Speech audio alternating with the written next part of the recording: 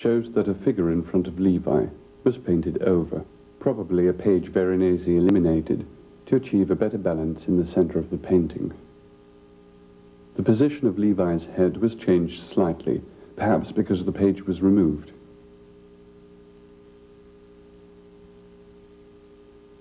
Traces of it can still be discerned in the layer of light blue behind him.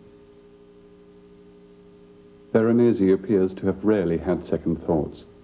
The few additional alterations involve a figure's pose or the lines of the buildings and columns.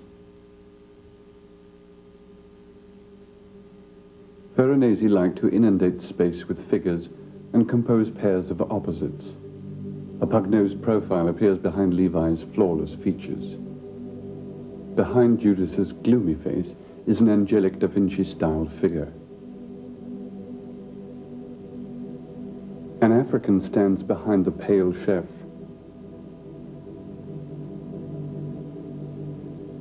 Black is drawn to white, just as a cat attracts a dog.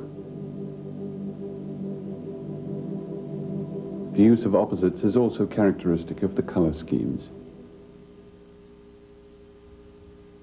The sky and the structures in the background are treated in cold colors.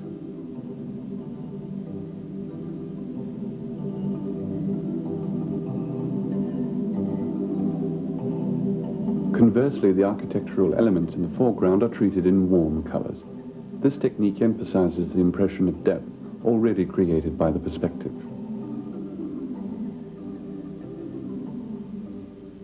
From a distance, the canvas seems to be composed in remarkably harmonious neutral tones. But as soon as one draws nearer, bold colors and details emerge, and its great diversity immediately becomes the striking feature. Yet the palette used in the feast in the house of Levi is quite simple. All the shades are produced through gradations of basic hues.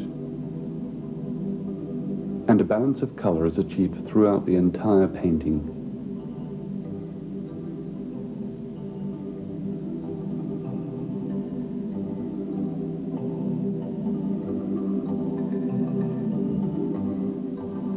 For instance, in the area of the balustrade,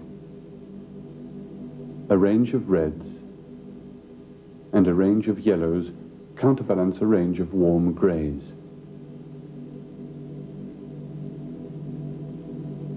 Only a few basic hues are used to create a wide variety of color effects.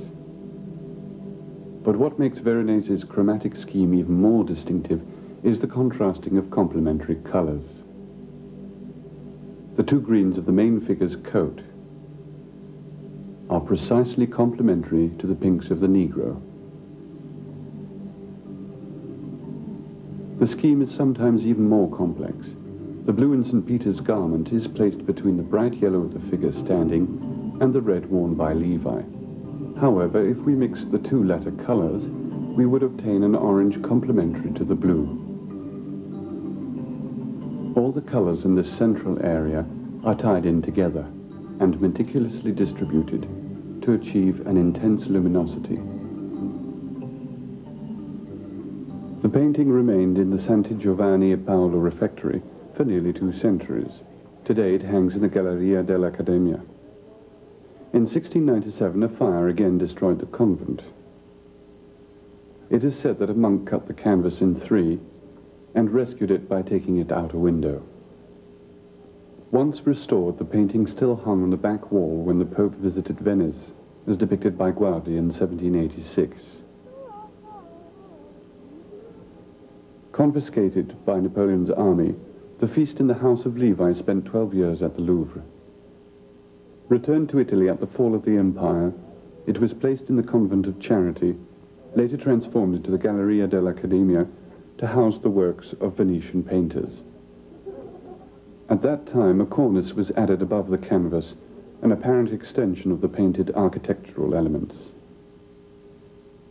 Restoration of the painting was begun in 1980 at San Gregorio, a Gothic church in Venice, made into a laboratory for restoring works of art.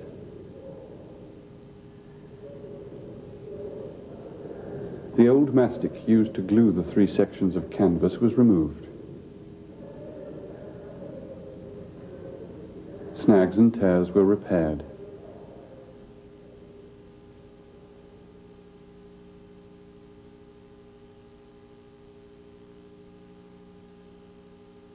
In the 19th century, restorers took it upon themselves to repaint whole sections of the painting, completely transforming its chromatic properties. In particular, the sky was repainted with modern pigments such as Prussian blue and was given a predominantly pink tone.